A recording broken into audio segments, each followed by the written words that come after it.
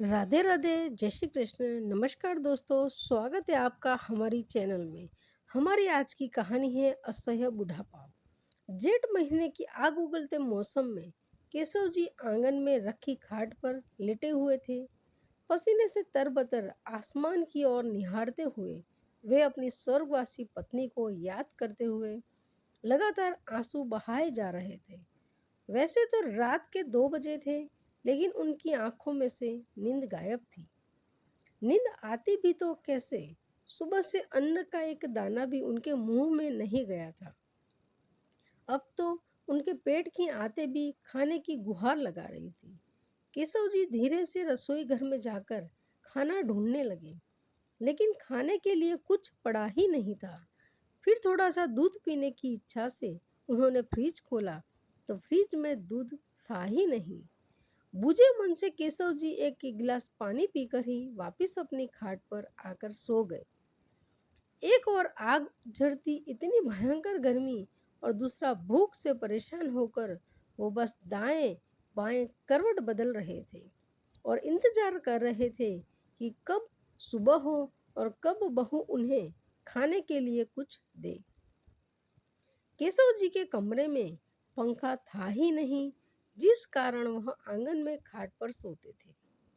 वहीं दूसरी ओर उनके बेटा बहू अपने कमरे में एसी चला चला कर सुकून से सो रहे थे। दरअसल कल रात को बेटा बहू आकाश और मीना दोनों शादी में गए हुए थे। रात को वहीं से डिनर करके घर लौटे थे। केशव जी के लिए उनकी बहू ने सुबह की 2 बासी रोटियां रखी थी और अपने ससुर से यह कहकर चली गई कि रोटियां रखी हुई है, उसे खा लेना। दरअसल ऐसा ही होता था कि उनकी बहू मीना रात की बची हुई रोटियां केशव जी को खाने में दे दिया करती थी। उसी की वजह से केशव जी को इस चीज की आदत भी पड़ चुकी थी। बहू के कहने पर उन्होंने चुपचाप हाँ में सिर हिला दिया और बेटा बहू आकाश और मीना शादी की दावत खाने चले गए। रात के समय जब केशव जी को भूख लगी तो खाना लेने के लिए वह रसोई में गए, लेकिन जैसे ही रोटी निकालने के लिए उन्होंने डिब्बा खोला तो देखा कि रोटी में से बदबू आ रही थी। लेकिन बहुत जोरों की भूख लग रही थी। उन्होंने इधर उधर नजर दिखाई, दौड़ाई, तो खाने को कुछ नहीं दिखा। रात के करीब 12 बजे बेटा बहू शादी से घर वापस लौटे, लेकिन केशव जी की इतनी हिम्मत नहीं हो रही थी कि वो अपनी बहू को इस समय खाना बनाने को कहे। इसीलिए वे चुपचाप अपनी खाट पर लेटे रहे और बेटा बहू अपने कमरे में सोने चले गए। लेकिन जैसे जैसे रात बीत रही थी, केशव जी की भूख भी बढ़ती जा रही थी। भूख से तड़पते हुए उनकी आंख लग गई और सुबह कुकर की सीटी बजने के साथ उनकी आंख खुली। खाट से उठकर देखा तो उनकी बहू मीना रसोई घर में खाना बना रही थी। खाने की खुशबू से केशव जी की भूख और भी तेज हो गई थी। दिल को एक संतुष्टि भी मिली कि चलो अब थोड़ी ही देर में स्वादिष्ट खाना खाने को मिलेगा। यही सोच ही रहे थे कि उसी समय उनके कानों में कड़कड़ती हुई जोरदार आवाज आई और वे अंदर तक कांप गए। कितनी देर लगा दी आपने? इतनी देर भी कोई सोता है क्या? केशव जी ने अपनी बहू की ओर देखा तो गर्म चाय का प्याला केशव जी की हाथ में थमाते हुए बोली, जल्दी से यह चाय पी लीजिए और घर के काम में मेरी मदद करवाइए। 2 दिन के मैले कपड़े पड़े थे, उन्हें धो दीजिए और छत पर सूखने डाल दीजिए। और जब यह काम हो जाए तो सारे घर की झाड़ू पोछा भी करना है। और हाँ, जरा तेजी से हाथ चलाना, घर पर मेरे मायके वाले आने वाले हैं, इसीलिए मैं खाना तैयार कर रही हूँ। उनके आने के पहले सारा काम निपट जाना चाहिए। एक के बाद एक बहू बातें बोलती गई जा रही थी, लेकिन रात से भूखे केशव जी बहू के आगे अपना मुंह तक नहीं खोल पाए। एक कप चाय पीकर ही अपने आप को दिलासा दिया और बाथरूम में रखे कपड़े धोने के लिए चले गए। बुढ़ापे और कमजोरी के कारण केशव जी से इतना काम नहीं किया जाता था। परंतु वह मजबूर थे। सारा काम करने के बाद केशव जी हाँफते हुए अपनी बहू के पास आए और बोले, बहू, घर का सारा काम मैंने कर दिया है, अब मुझे बहुत जोर से भूख लगी है। रात से कुछ नहीं खाया। रात को जो रोटियां तुम खाने के लिए रख कर गई थी, सुबह से बनी होने के कारण उन रोटियों में से बदबू आ रही थी, इसलिए मैंने उन रोटियों को नहीं खाया। तभी बहू गुस्से से बोली, अच्छा, आप कहना क्या चाहते हैं? क्या मैं आपको बासी रोटियां देती हूँ? हे भगवान, अब ये इल्ज़ाम लगाना भी बाकी रह गया था मुझ पर। शर्म नहीं आती आपको ऐसा झूठ बोलते हुए? मेरी एक बात कान खोल कर सुन लीजिए। जब तक मेरे मायके वाले आकर खाना नहीं खा लेते, तब तक मैं आपको कुछ नहीं देने वाली। अरे अगर खाना कम पड़ गया तो, अगर कुछ बच गया तो मैं आपको बाद में दे दूंगी। अभी यहाँ मेरे सर पर मत खड़े रहे। ऐसा कहते हुए मीना ने केशव जी के हाथ में एक बिस्कुट का पैकेट थमाया और बोली, अपने कमरे में जाकर इन्हें खा लेना, और जब तक मेरे मायके वाले आकर चले नहीं जाते तब तक वहीं बैठे रहना। यहाँ इधर उधर घूमने की कोई ज़रूरत नहीं है। केशव जी का एक बार मन तो हुआ कि अपनी बहू की कड़वी बातों का मुंह तोड़ जवाब दे, लेकिन फिर यह सोचकर चुप रह गए कि बेटे के आते ही बहू हंगामा खड़ा कर देगी और बेटा आकाश भी बहू की बातों में आकर फिर से उन्हें वृद्धाश्रम छोड़कर आने की धमकी देने लगेगा। जब से बेटे की शादी की है, उसे अपने बूढ़े बाप की तकलीफें नज़र कहाँ आती है। वो तो सिर्फ अपनी पत्नी की ही बातें सुनता है। इसलिए केशव जी ने चुपचाप अपने कमरे में जाकर बैठ गए और सोचने लगे कि कितने मंदिरों में माथा टेका था, कितनी मन्नतें मांगी थी, तब जाकर हमारा बेटा आकाश हमें मिला था।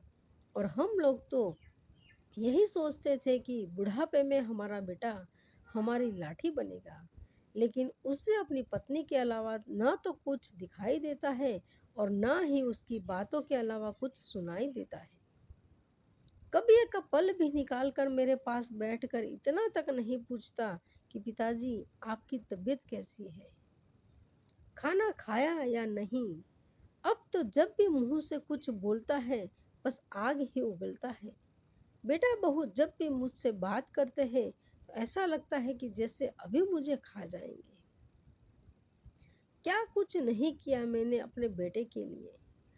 अरे था ही क्या मेरे पास, सिर्फ 2 कमरों का घर और एक छोटी सी कपड़े की दुकान। लेकिन मैंने सोच लिया था कि न अपने बेटे के लिए एक बड़ा कारोबार खड़ा करूँगा। इसीलिए उसके होने के बाद मैंने दुगनी मेहनत की और लगातार 10 साल की मेहनत के से एक छोटी सी दुकान शोरूम में तब्दील हो गई।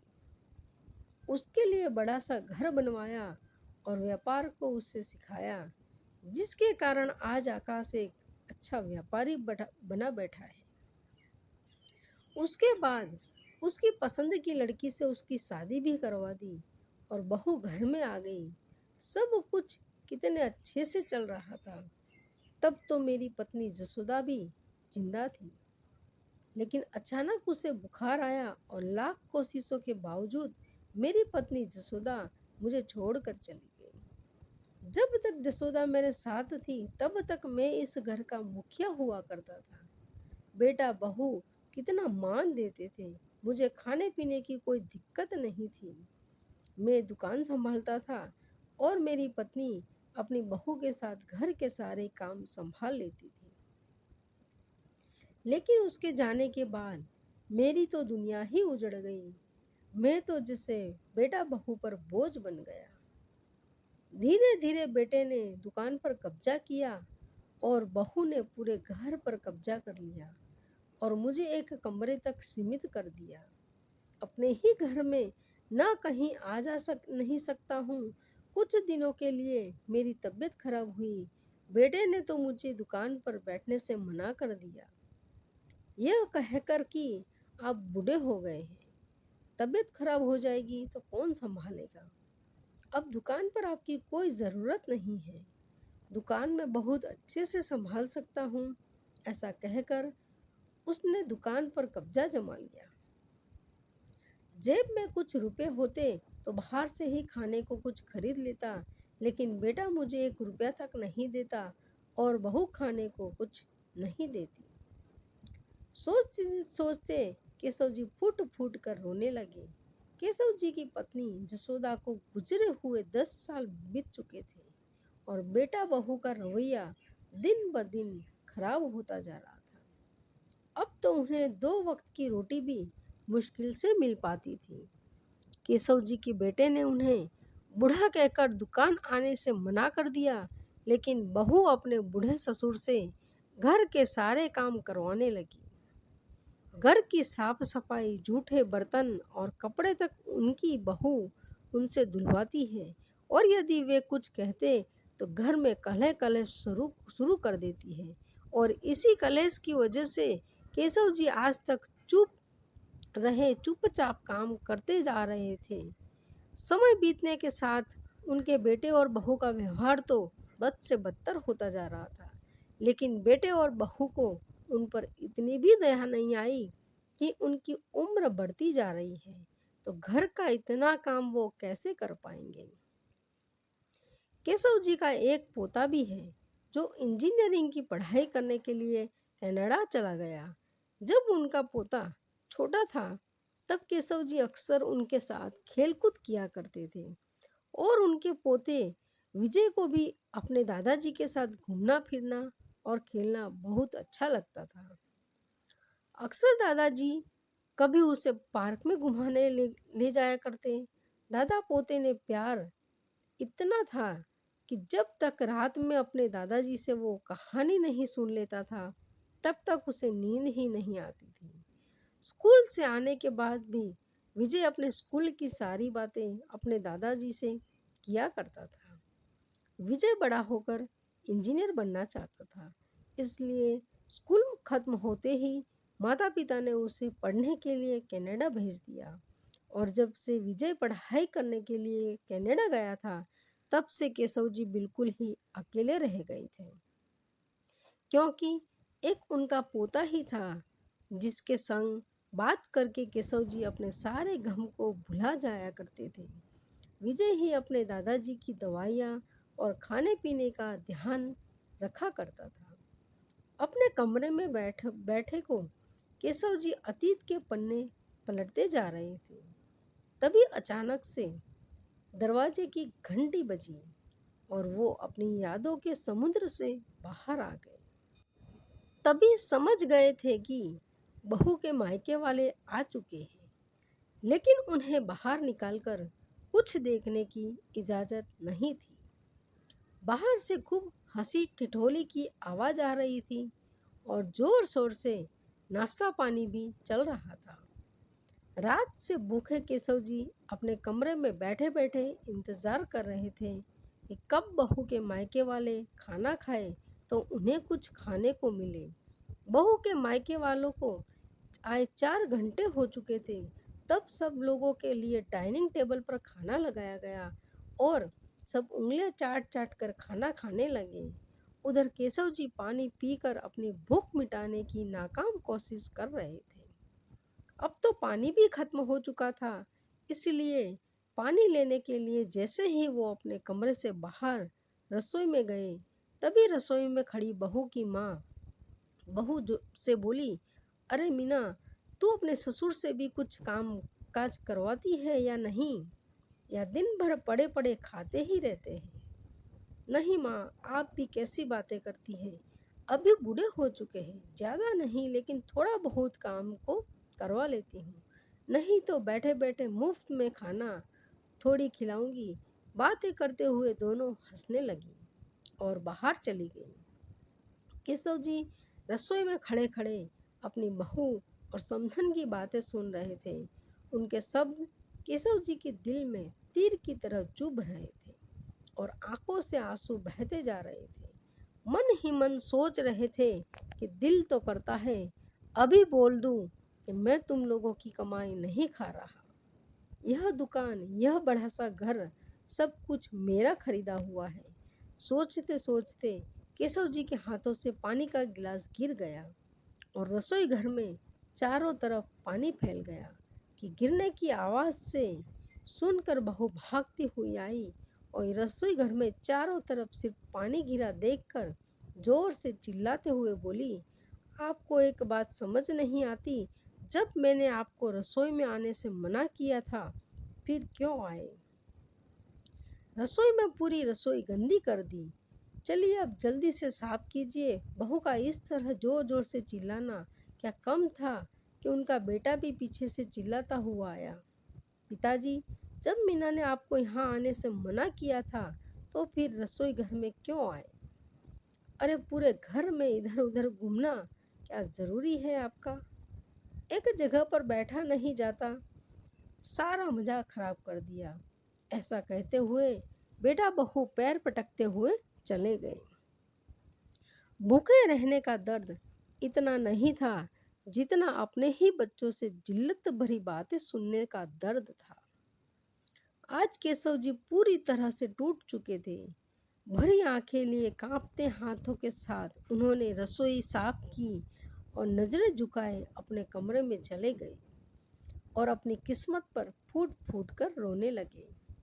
खाना खाने के बाद सभी लोग चले गए और केशव जी अभी तक अपने खाने का इंतजार कर रहे थे कि बहू कुछ खाने को दे, लेकिन बहू रसोई बंद करके अपने कमरे में जाकर लेट गई।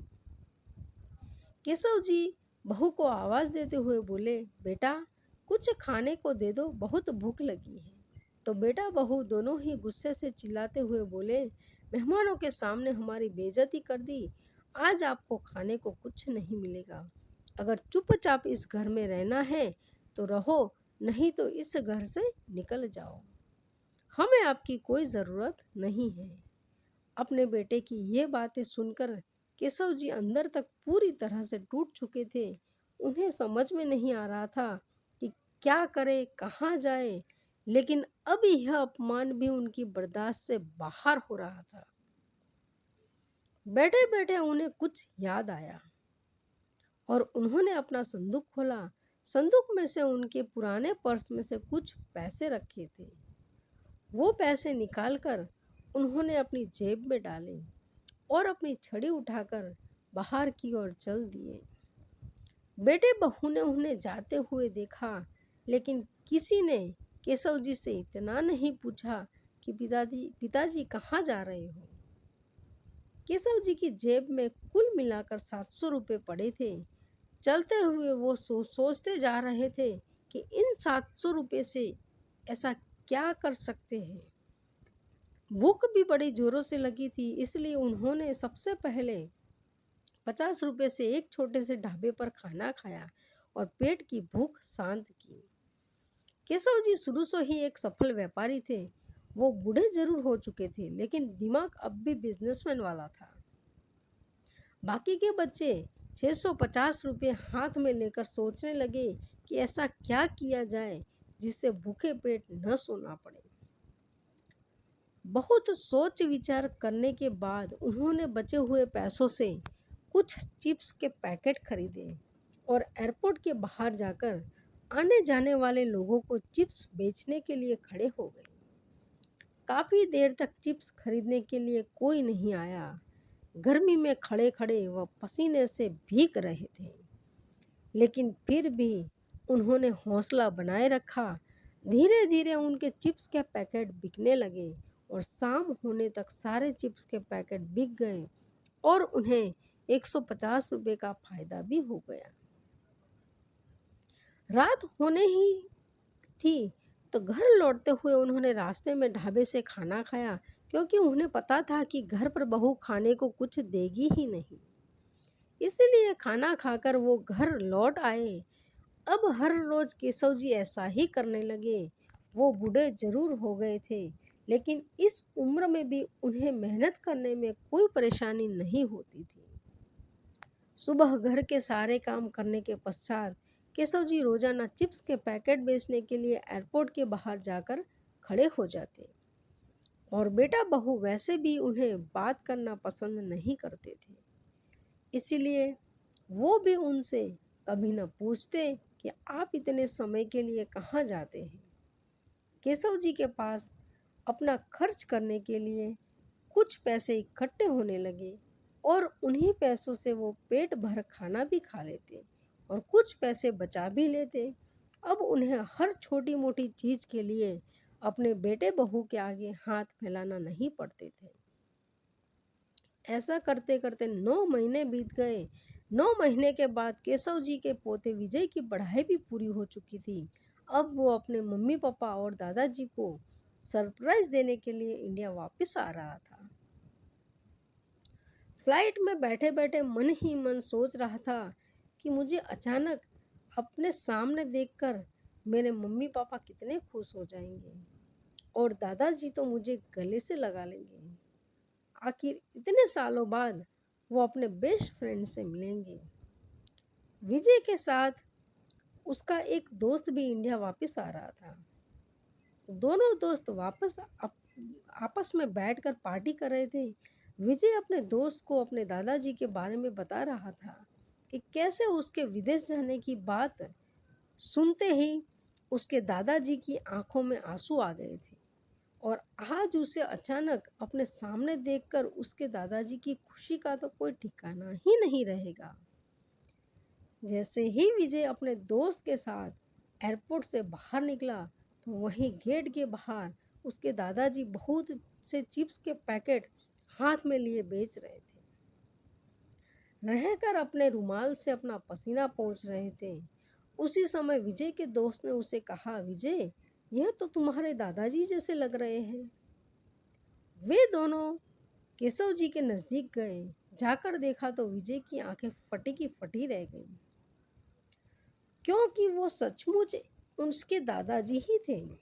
दादाजी आने जाने वाले लोगों को बुलाकर चिप्स के पैकेट खरीदने की गुजारिश कर रहे थे। जैसे ही विजय उनके पास गया तो बिना देखे ही उन्होंने उससे बोला, ये चिप्स खरीद लो बेटा, 10 रुपए का एक पैकेट है, बताओ कौन सा चाहिए। उसी समय विजय की आंखों से झरझर आंसू बहने लगे। भरे गले से विजय बोला, मुझे तो बस मेरे दादाजी चाहिए। अपने पोते की आवाज़ सुनकर केशव जी ने जैसे ही नजरें उठाई तो सामने उनका पोता विजय खड़ा था। दोनों दादा पोता एक दूसरे से खूब कसकर गले मिले और फूट फूट कर रोने लगे। पास में खड़ा विजय का दोस्त भी यह सारा नज़ारा देख रहा था और उसकी आंखों से भी आंसू बह निकले। फिर विजय ने अपने दादाजी की ओर गौर से देखा तो वह पहले से बहुत ज़्यादा कमज़ोर हो चुके थे। उनके चेहरे को देखते ही उसे प्रतीत हुआ कि मानो उन पर वेदनाओं का पहाड़ चकनाचूर हुए हो। भरे गले से पूछा, दादाजी, लेकिन आप यहाँ ऐसी हालत में चिप्स क्यों बेच रहे हैं? इस उम्र में तो आपको आराम करना चाहिए। अब आपको चिप्स बेचने की क्या ज़रूरत पड़ गई? और मम्मी पापा कहाँ हैं? क्या उन्होंने आपको ये सब करने से मना नहीं किया? देखिए तो कितनी तेज गर्मी पड़ रही है और आप पसीने से पूरी तरह भीग चुके हैं। अगर आपको कुछ हो जाता तो मेरा क्या होता? पहले ही मैंने अपनी दादी को खो चुका हूँ। आज इतने दिनों के बाद अपने पोते के मुंह से अपनापन और प्यार भरे शब्द सुनकर केशव जी फूट फूट कर रोने लगे। जैसे ही केशव जी ने अपने पोते को अपने ऊपर हुए अत्याचारों के बारे में सब कुछ बताया तो विजय भी के पैरों तले से जमीन खिसक गई। उसका सिर चकराने लगा। आज तक वो अपने जिन माता पिता को भगवान का दर्जा देता आया था, उनकी करतूत सुनकर वो दंग रह गया था। इंसान के भेष में कोई शैतानों वाली हरकत भी कर सकता है। उसे यह बात मालूम नहीं थी, लेकिन अब विजय ने ठान लिया था कि जिन लोगों ने उसके दादाजी के साथ जानवरों से भी बदतर सलूक किया है, उन्हें सबक सिखाकर रहेगा। लेकिन सबसे पहले वो अपने दादाजी को एक बढ़िया से होटल में लेकर गया और वहाँ पर उन्हें स्वादिष्ट खाना खिलाया और उसके बाद में उस होटल में उनके लिए एक कमरा, आरामदायक कमरा बुक करवा दिया और उनकी सभी ज़रूरत की चीज़ें उनके पास रखवा दी। थोड़ी देर उनके साथ समय बिताया और फिर बोला, दादाजी आप यहाँ आराम से रहिए, मैं बीच बीच में आकर आपसे मिलता रहूँगा। आपके लिए खाना वेटर आकर आपके कमरे में देकर जाएगा, आपको कहीं जाने की ज़रूरत नहीं होगी। ऐसा कहकर विजय अपने घर की ओर चल दिया। जैसे ही विजय घर पहुंचा तो उसे अपने सामने खड़ा देखकर उसकी माँ बहुत खुश हो गई और बोली, अरे बेटा, तुमने बताया नहीं कि तुम भारत वापस आ रहे हो। हमें बताते तो हम तुम्हारे स्वागत की अच्छी तैयारी करके रखते। फिर विजय अपनी माँ की आंखों में आंखें डालते हुए गंभीर स्वर में बोला, लेकिन अगर मैं पहले से बता देता तो मैं वो सब कैसे देखता जो मैंने आज अपनी आंखों से देखा है। तभी मीना जल्दी से अपने पति को आवाज लगाते हुए बोली, अजी देखिए तो हमारा बेटा आया है, कुछ ही सालों में कितना बड़ा हो गया है। आंखों में खुशी के आंसू लिए जैसे ही मीना अपने बेटे को गले लगाने लगी, तभी विजय ने अपनी माँ का हाथ पीछे झटक दिया और बोला, माँ, पहले मुझे ये बताओ कि दादाजी कहाँ हैं? वो घर में नजर क्यों नहीं आ रहे हैं? ऐसे कहते हुए विजय अपने दादाजी के कमरे में चला गया, लेकिन दादाजी वहाँ नहीं थे। यह उसे भी मालूम था कि वो बस अपने माता पिता के सामने नाटक कर रहा था। तभी मीना घबराई सी उसके पीछे पीछे आ गई और फीकी सी हंसी लिए बोली, अरे बेटा, तुझे तो मालूम है तेरे दादाजी कुछ काम धाम तो करते नहीं, बस सारा दिन खाते पीते रहते हैं और अपने कमरे में पड़े पड़े बोर होते रहते हैं। इसलिए हमने ही उन्हें कहा था कि कभी कभार बाहर भी चले जाया करो, नहीं तो हड्डियां जाम हो जाएगी। अपनी माँ की मुंह से ऐसी बातें सुनकर विजय की हैरानी का ठिकाना न रहा। सुबह सुबह से लेकर रात को हो चुकी थी, लेकिन केशव जी अभी तक घर नहीं लौटे थे। तब विजय ने अपने पिता से पूछा, पापा, दादाजी अभी तक घर क्यों नहीं लौटे? क्या आपको उन्होंने कुछ नहीं बताया कि कहाँ जा रहे हैं? अरे बेटा, कभी कभी तेरे दादाजी अपने दोस्त के घर चले जाते हैं तो वो वहीं पर एक दो दिन रह लेते हैं, चिंता करने की ज़रूरत नहीं है। रात बहुत हो चुकी है, अब तुम अपने कमरे में जाकर सो जाओ। अगले दिन सुबह विजय तैयार होकर अपने दादाजी से मिलने होटल निकल गया और वहीं बैठकर उनके साथ में खाना खाया और अपने दादाजी को हिम्मत देते हुए बोला, दादाजी आप बिल्कुल फिक्र मत कीजिए, जल्दी ही सब ठीक हो जाएगा। उसके बाद विजय अपने दादाजी को लेकर घर पहुंचा तो उनके बेटा बहू उन दोनों को एक साथ देखकर हक्के बक्के रह गए। तभी मीना ने हड़बड़ाते हुए अपने बेटे से पूछा, अरे बेटा, तुम्हें दादाजी कहाँ मिले? तो विजय अपने चेहरे पर नफरत लिए अपनी माँ की ओर देखते हुए बोला, आपने तो मुझे सही ढंग से नहीं बताया कि दादाजी कहाँ गए हैं, लेकिन मैंने अपने दादाजी को ढूंढ ही लिया।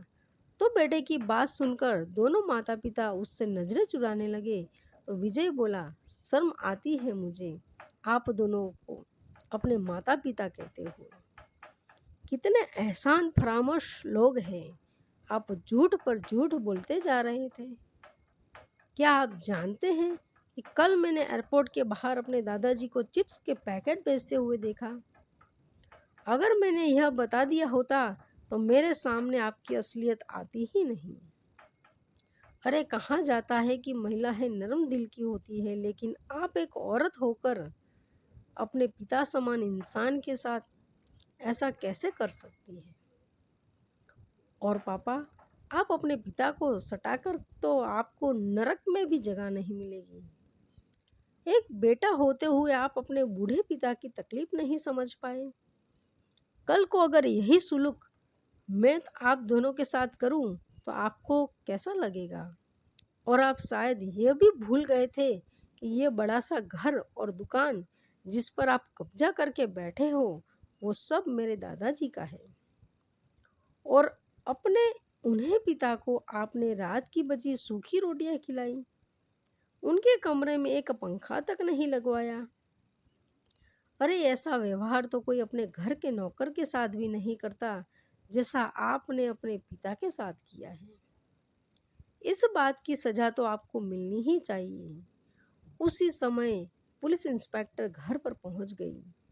तभी विजय बोला, यहाँ आने से पहले हमने आप दोनों के खिलाफ पुलिस स्टेशन में रिपोर्ट दर्ज करवाई थी।